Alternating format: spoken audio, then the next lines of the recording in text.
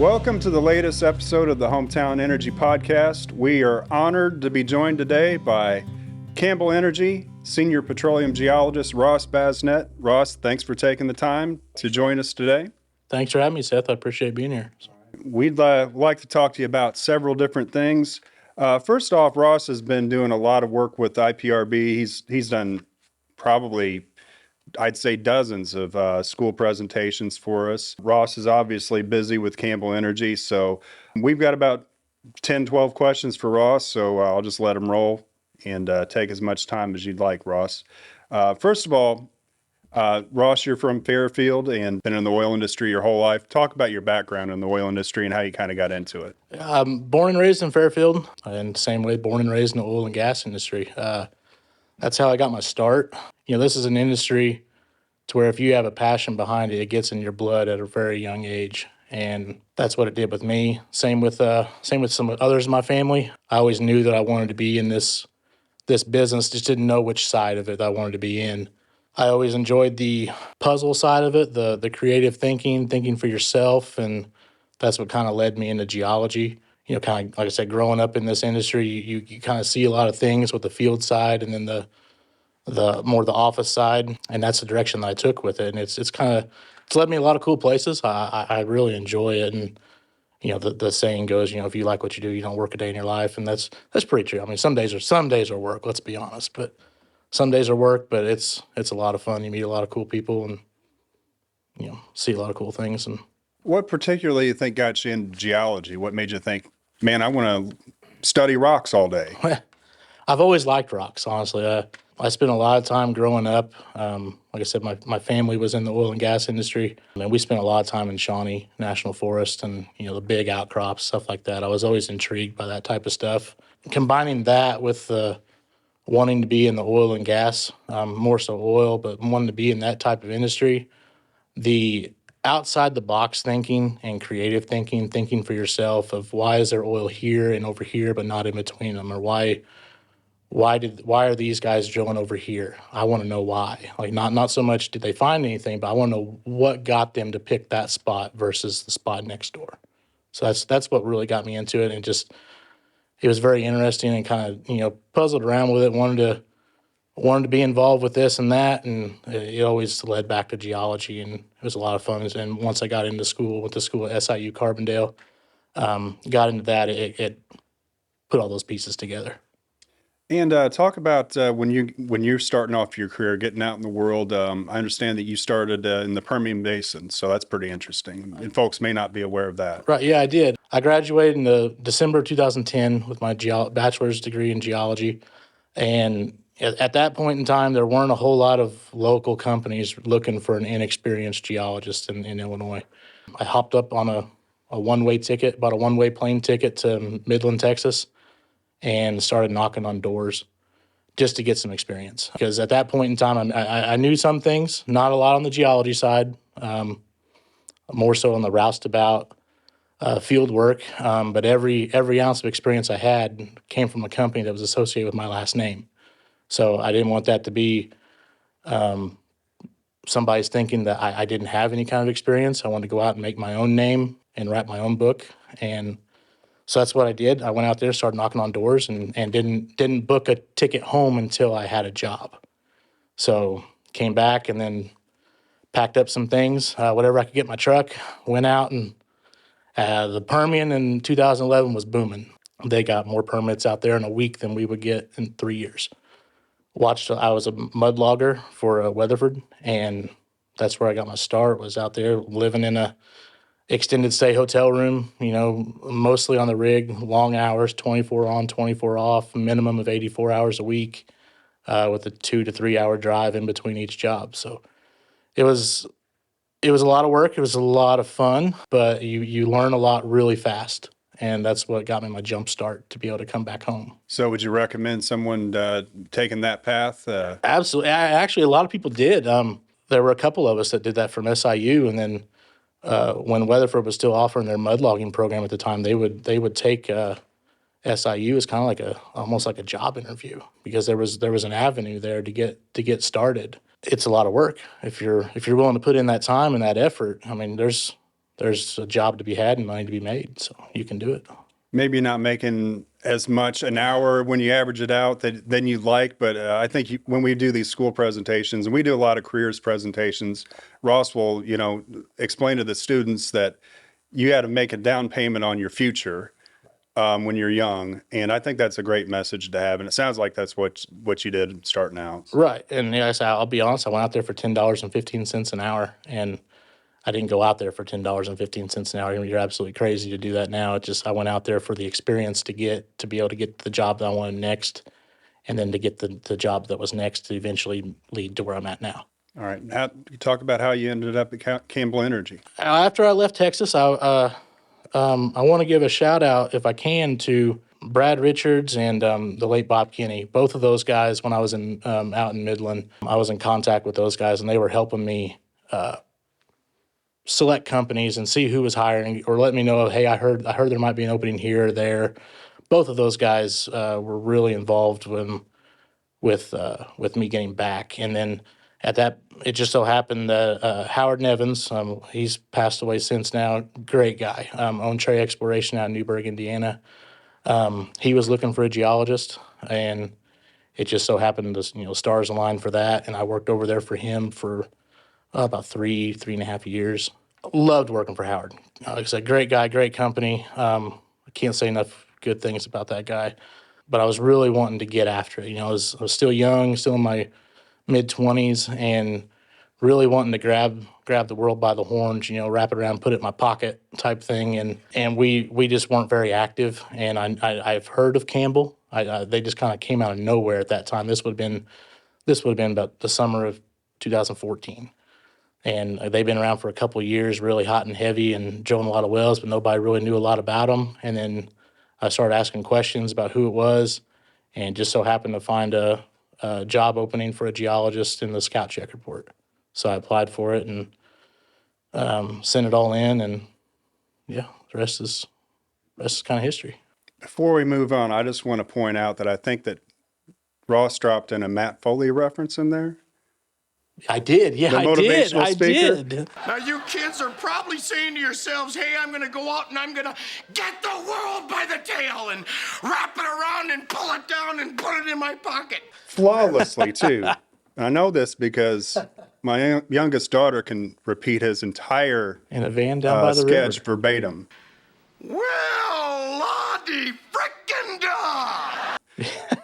So I'm going to let her know that you nailed it too. Perfect. So that was Perfect. great. Yeah, Wrap that's it good. around and put it in your pocket. Right. So, all right. Campbell Energy, you guys are busy as could be.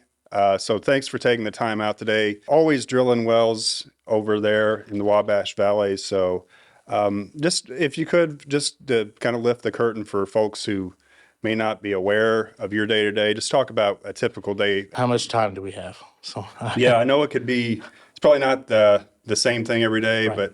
but you mentioned before that you wear a lot of hats there. Right. Yeah, I mean, I feel like honestly especially in the Illinois basin, if you're working for an oil company, if you're wearing one hat, you're probably not doing it right. You need to wear a lot of hats and be able to juggle a lot of things and take one hat off and put the other hat back on, just to pick up a third hat and go with it. We start pretty early.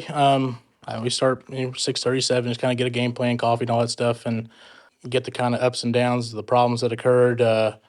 Get a game plan for the wells we're going to work on, or what the scope looks like for that week or that day. Then those field guys, they go on their own. They go out to fix, do their duty. As far as me, it'll depend on the day. It's you have to wear several hats. Again, we've talked about that, and we'll go back in if we are drilling. I will make some phone calls, try to figure out what the drilling synopsis is, so we can continue to run efficiently. We're kind of, I don't want to say it's cookie cutter drilling, but we're kind of cookie cutter where it's all assembly line. We've done so many of these anymore to where everybody knows what their job is, and it's all about timing. And nobody ever really knows when that well is going to be TD'd. The folks in the industry, they understand what I'm talking about with that. Anything can delay it 5, 10, 12 hours. But we try to stay in contact with that, and that usually falls on me to do and make sure we are everybody's notified if they need to be there at a certain time. If something happens, we need a dozer driver, it's muddy, need something pulled in. That falls on me to kind of stay on top of that. If we're not drilling, which right now we're not, we're getting caught up on some well completions we had. The roads down here are posted. Today it's nice out, it's sunny, it's great. But most of the time in February it's pretty soggy, freeze thaw, high water. A lot of the areas we operate in are in backwater areas. We're not fighting the backwater right now, but it's coming. We know that the spring rains are coming, so it's nice not having a drilling rig running right now to fight those elements. So what we're doing now on the day to day is if we're not drilling, we're looking, and we're always looking anyway. We're prospecting for new ideas in new ideas in new places and new ideas in old places. Jake always says, I mean, and he's right. The best place to find oil is in the oil field. What can we look at different that operators and geologists or engineers didn't look at back in the '80s when they drilled these wells, or back in the '40s when they drilled these wells? What advances do we have now that we can see zones as being productive and economic that they didn't have back in the day? Completion styles have completely changed. We're always tweaking those. We're having an office expansion going on at Campbell Energy right now. That's a combination of me and Jake both ramrodding that. If he's not around, we're gonna kind of meet with general contractors, electricians, plumbers, all that stuff. It takes a bunch to build anything, and the efficiency. We like to keep everything kind of going the best that we can, to where everything just kind of stair steps into the next project. That way you don't finish up one. Well, now we got to get a plumber lined up, and we need to have him come in. We have everybody out there working. Personally, I'm involved with a lot of different things. IOGA board, IOGA advisory board, Indiana Oil and Gas board, and then PetroPros. I mean, it's IPRB. Honestly, is I'm probably involved more with IPRB than I am the others. It's a lot more hands-on. Get to go out and, like I said, talk to the kids and all that stuff. It's a lot of fun. But as far as that goes, I mean, that's and if you walk into our office, it's pretty easy to see which office is mine, because it's the messiest by far.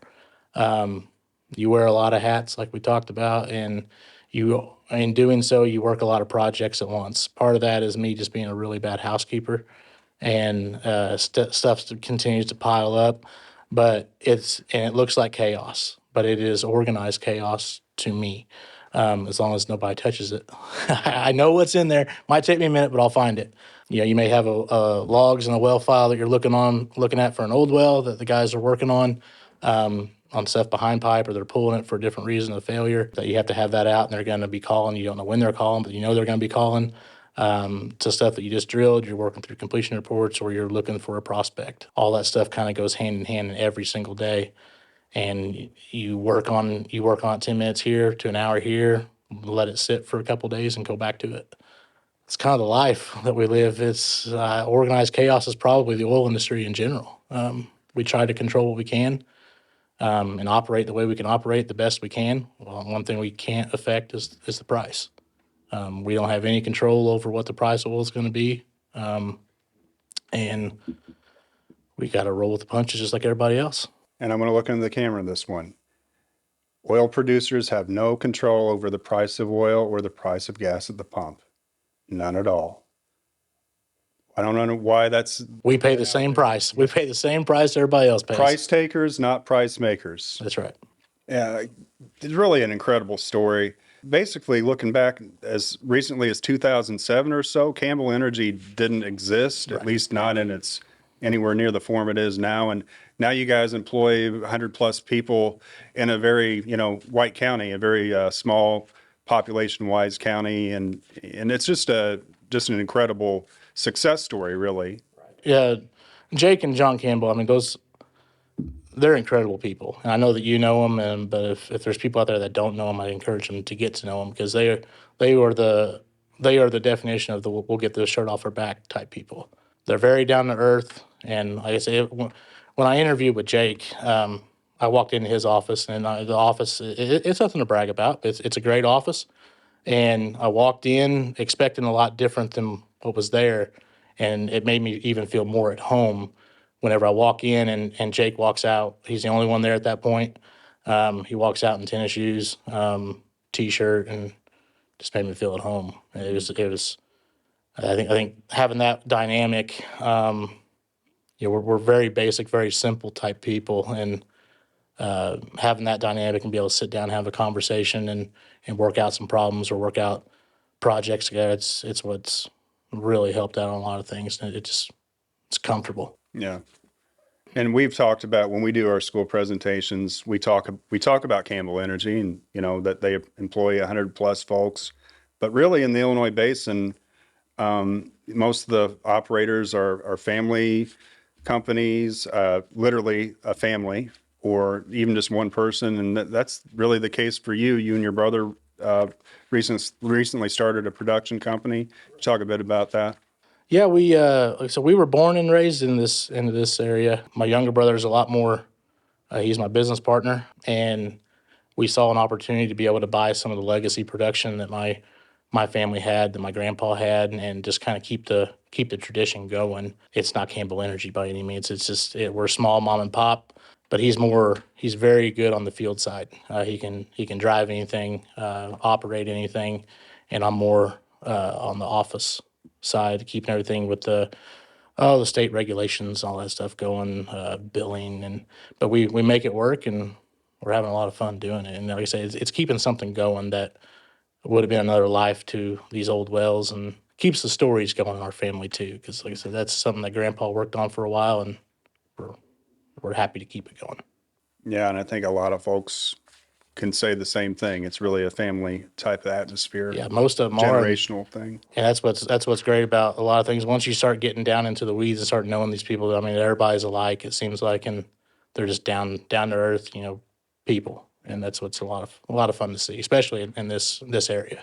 You've done, as I mentioned earlier, you've done a ton of these school presentations, and kudos to Campbell Energy and Jake for encouraging you to do that, because it's a big part of what we do. We've visited dozens of schools since we started when the pandemic was still going on, and we were doing Zoom presentations or even going to the schools with the mask and everything. And thank goodness it looks like that's behind us. But a big part of the reason we've had a successful outreach program with Petro Pros and the careers presentations is folks like Ross, Mike Payne's done a ton of them, Travis Thompson, Jason Frank, Stephanie Storkman.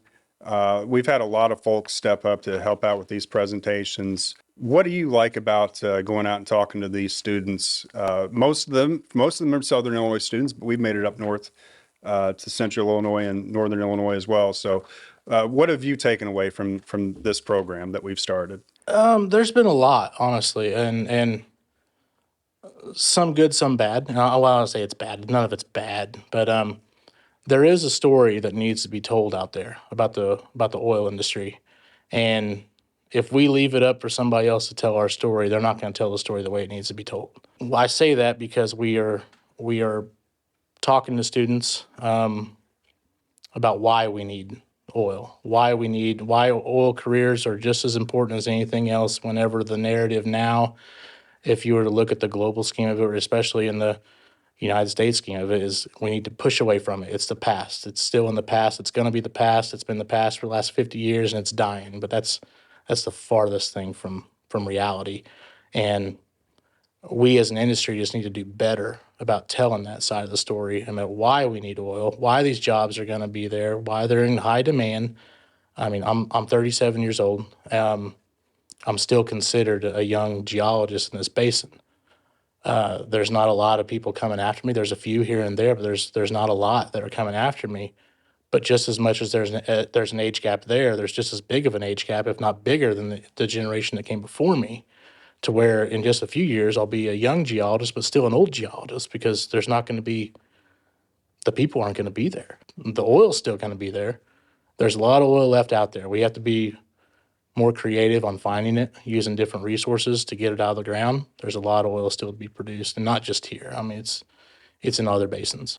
One of the big things I really like is getting to interact with the kids, getting to get them, see them excited when we bring in the drilling rig, when we bring in the pumping units, when we talk about some other things about how the oil we show in a jar was produced from 4,000 feet. Well, how'd they get it up here? I mean, it generates a question, and it generates a spark and an interest. And if we can build on that, and it's I had that passion at a very young age. And I know that there's kids out there that have it too. But if they're continuously being told that this industry's going away, they may not get to capitalize on that spark. And if we can keep that going, and just for one kid that we talk to, that'd be worth it for me. It's a lot of fun. We get a you see the excitement go in. Some kids are a whole lot more into it than others. I mean, you get to some of those age groups, where I'm too cool for school. We're still able to see it. They're still interested, and it's a ton of fun. Yeah, we always have 2 or 3 kids come up after the presentation, kind of picking our brains for more information, and just to kind of expand what Ross is talking about here.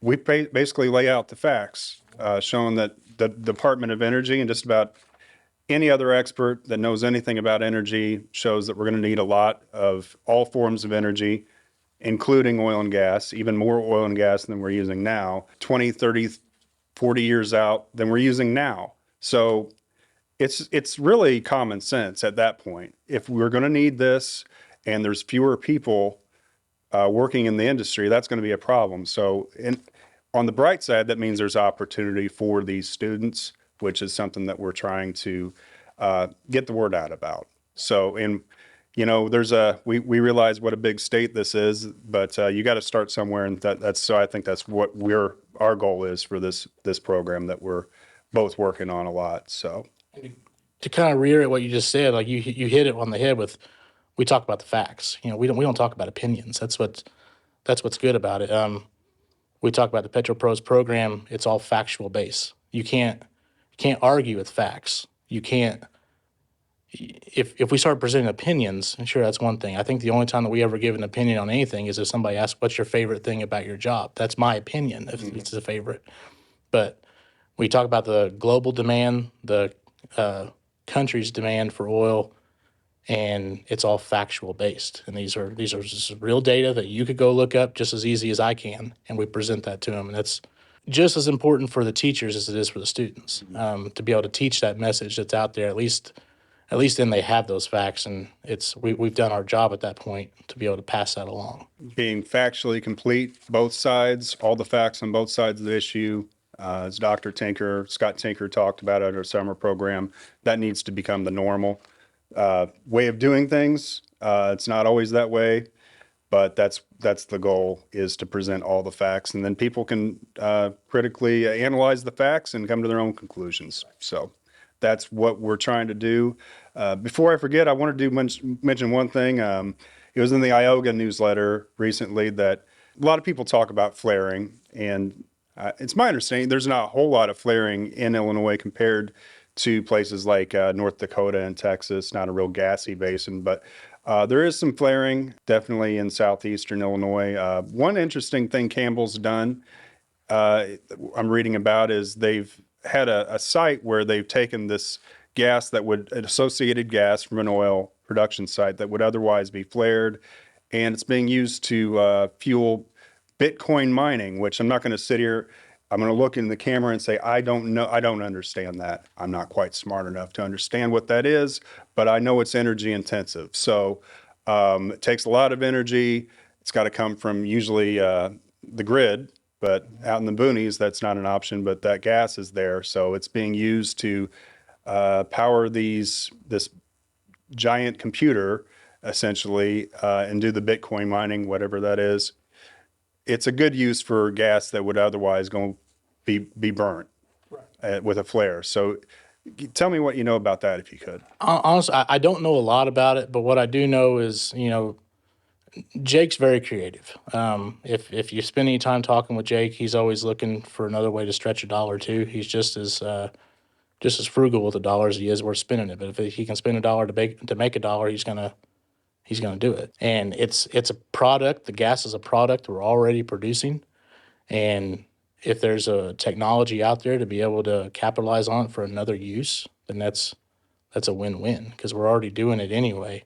And it's kind of a trial and error type scenario. I don't know all the ins and outs about mining the Bitcoin that that type of stuff is way above my head and then didn't even exist just up to a few years ago. So it's something that we're continuing to monitor and see if it has any success to it again. And if it does, we'll continue to add to it.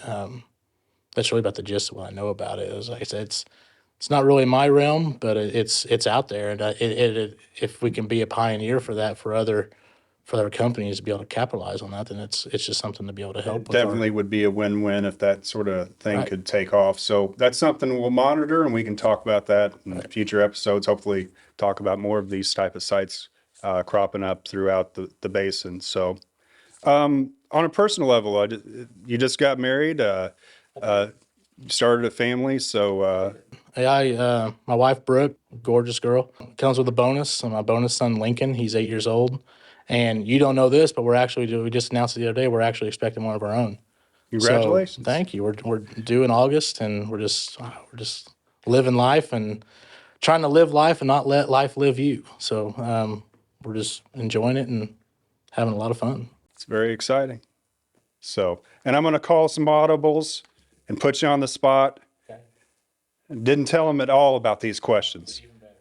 All right. What's Campbell Energy's production right now? It varies from day to day. Right now, I'd say we're probably around 38 to 4,200 a day right now. It could be it might be a little higher than that. If I would have known prior to, I could have got you a more accurate number. But Right. Well, we can drop in a probably pretty graphic close. after the fact, hopefully. And yeah, we'll see how close I am. Hopefully, I'm fairly close. I think that sounds about right. But it was, We've just turned on some wells that have turned out to be really good. So that might be. They've been very good. So that might be skewed quite a bit, or I mean, that might be off quite a bit, given the outtake of those. but back in the day, what was it? 2007 when everything started. When Jake got started, I think he said he had three quarters of a barrel a day.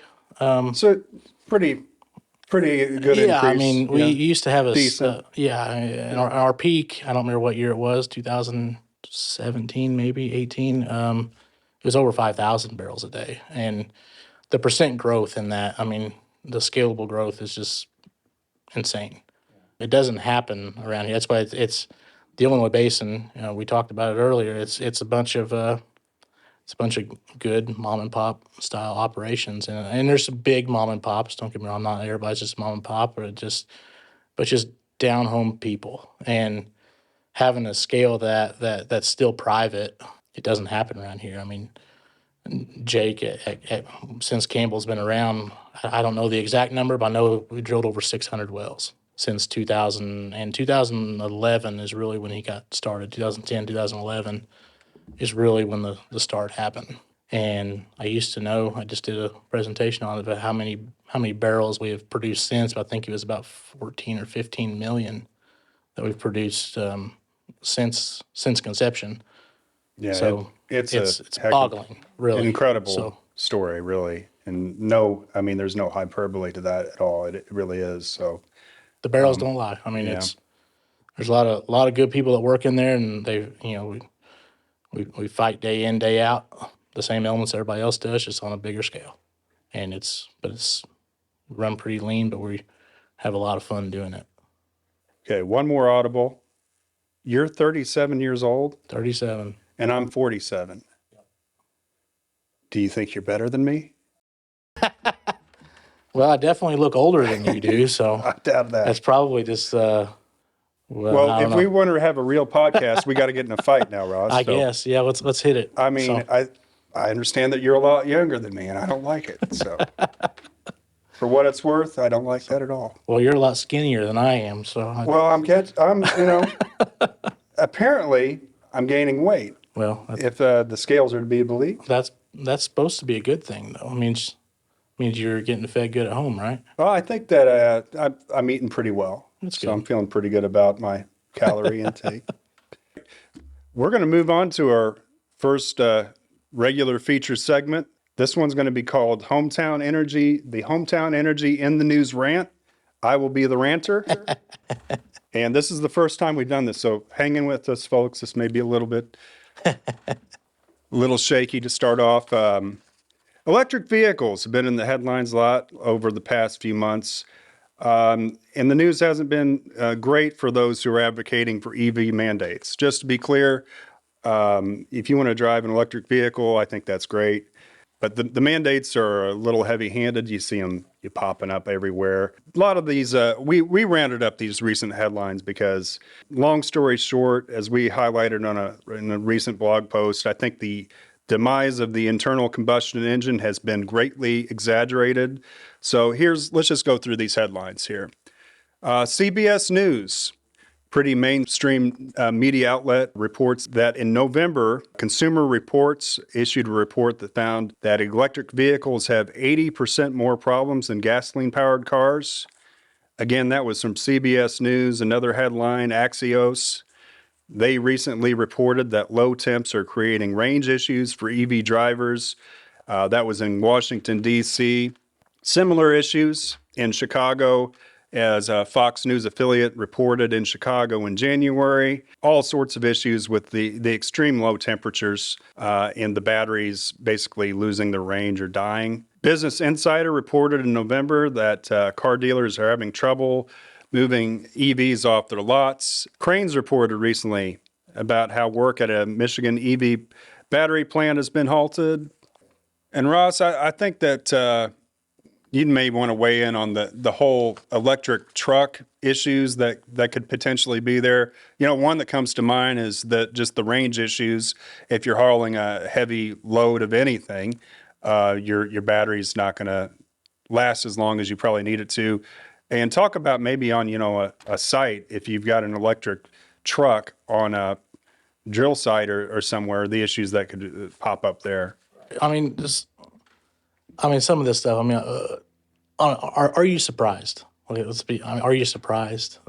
No, what I'm surprised more about is that the media is reporting on it, but kudos to them. They are reporting on it. So. And all these slides and all these articles that you're pulling up, these come from accredited both sides of the realm. Traditional media outlets. That's yeah. right. Yeah. And I mean, you leave your cell phone out in the cold, it goes dead. You leave it out in the heat, it shuts off. It's powered by the same type of stuff, just on a much larger scale. If you pull up, we're talking about these electric trucks, possibly pull up to a drilling rig. Let's just say, I mean, in my line of work anyway, it may be as simple as you're going to be out there to check samples and be out there for 45 minutes to an hour and a half, 2 hours. Who knows? Or it might be something to where you plan on being there. You don't really know what you're going to encounter. You might be there for 4 days. Are you going to pull out the charger? Are we going to hook onto a diesel generator to charge my electric truck to get home, or on a well that we're drilling for oil?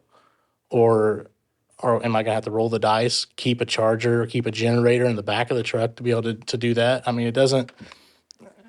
This goes hand in hand with a lot of stuff we talk in Petro Pros. I mean, it's all factual based type stuff, and never once, at least in the presentations that I've been involved with you, have we ever said that we need to do away with electric vehicles. We need to do away with solar. We need to do away with hydro. We need to do away with wind.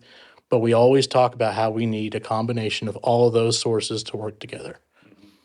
We're gaining as a country. We're gaining as a world, and everybody wants the power. Nobody wants to give up their iPhone now. We're accustomed to it. Nobody wants to give up their vehicles. We're accustomed to them. I mean, you want smooth roads to be able to drive on. Nobody wants to go back to where we were. And I'm not saying that's what we're going to do if we do away with oil and gas. That's not what I'm preaching here. We need every ounce of every aspect of energy that we can generate to be able to supply the demand that we as humans have become accustomed to. And as far as oil, there's not anything out there to replace it. Let's call a spade. There is no substitute to be able to supply everything that oil can generate. And we need all those things. To be progressive, you cannot do away with whatever got you there and then just skip it to the curb and adopt something new that isn't to the scale to what got you there. That's not that way. If you want to progress, you take and you add to your business. You add to what got you there. That's progression. And to piggyback on that, we have, throughout human history, we have never replaced a form of energy. Right. Every form of energy that has been used since the dawn of time more is now being used of that form of energy, anything that you can think, than ever any time before, including, say, firewood. We're burning more wood than we ever have. I mentioned coal earlier. So, and just what I was thinking on the way down here today, and Ross drove over an hour to be here today. Well, I guess you may have driven from Fairfield. Well, I drove to Carmi first and then drove here, so we'll tack on a little longer. I drove an hour and 15 minutes. Transportation is something that is so critical to everything that modern society does. And we take for granted, and we absolutely have to have reliable transportation. It's just a way of life in America, especially with as big as this country is, that it's not surprising when you see these headlines that there's been a reality check here, because transportation is so important, and also something that has been kind of overlooked in this energy transition debate is how important it is. And I think that we'll see more of this type of reporting as this thing continues to develop, this sort of push to transition to full electric vehicles and full electrification of everything. So NPR, National Public Radio, yes, National Public Radio reported about Energy Secretary Granholm's recent PR stunt, her EV road trip PR stunt. The headline was, "Electric cars have a road trip problem, even for the Secretary of Energy." The details of that story were pretty humorous if you want to take a moment to look that one up. Oilprice.com reported recently about how Chinese EV battery imports are facing increased scrutiny over forced labor. The materials, they're largely controlled by China, the raw materials being the minerals, the processing as well, the EV batteries. That's a huge issue. And to the credit of these media outlets, they're starting to report on a lot of these issues. The Washington Examiner recently reported about faltering Ford F-150 Lightning demand, the EV truck not selling as well as was anticipated. The Washington Times and several other outlets reported this month about the weight of electric vehicles presenting safety risk and damaging roads. Basically, they are a lot heavier than your typical conventional car and go right through guardrails and things like that. And several outlets have reported how the biggest auto trade group in the United States is now pressuring the Biden administration to drop what would effectively be the EV mandates with the emissions regulations that have been proposed. So basically, it's just been one headline after another. This doesn't even get into the costs of electric vehicles, which are far higher than conventional vehicles, and the charging network issues. Just the list really goes on. And as we said earlier, if you want to drive an electric vehicle, that's fine. But I think that it's time for a bit of a reality check. When it comes to electric vehicles, the hype is not matching the reality. So what is the reality? The reality is new gasoline vehicle registrations continued to rise both in the United States and throughout the world last year. The world used more gasoline in 2023 than at any point in our history. So you keep on hearing about the end of oil, you hear about the end of coal, and the facts do not align with the narrative. The world's burning more coal than it ever has, China being the primary reason, because they're they're making all of our stuff now, mainly with coal-fired electricity and manufacturing. The same thing goes with oil and gas. The oil and gas usage are higher than they ever been throughout the world, throughout the United States. So, although the number of electric vehicles in the United States has increased to about 3 million EVs on the road, that figure is dwarfed by the 265 million conventional vehicles on American roads. And what does the Department of Energy show? Well, this graphic here tells the story. The Department of Energy projects that the number of traditional cars on the road won't peak until 2038, and that there will be 1.5 billion with a B, conventional powered vehicles on the road in 2050. And also 672 million electric vehicles. So what the facts show, what the experts say, what reality is showing us is that electric vehicles and gasoline-powered conventional vehicles are going to coexist. And this isn't even really taking into account over-the-road trucks, any diesel-powered equipment that you can think of, which, by the way, a lot of the diesel-powered equipment is used for the mining that's necessary for the minerals needed for the electrification of everything.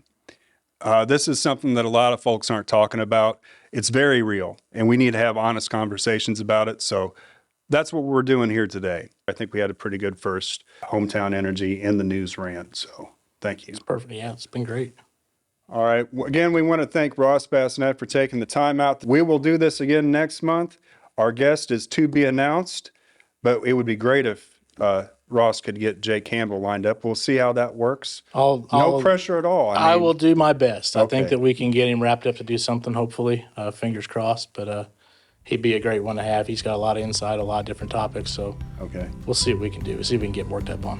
And if any of you out there has any other suggested interviews, we can try to get it lined up. But Ross, you've been great. We appreciate you stopping by, and we'll talk to you next time on Hometown Energy. Appreciate you having me. It's been fun.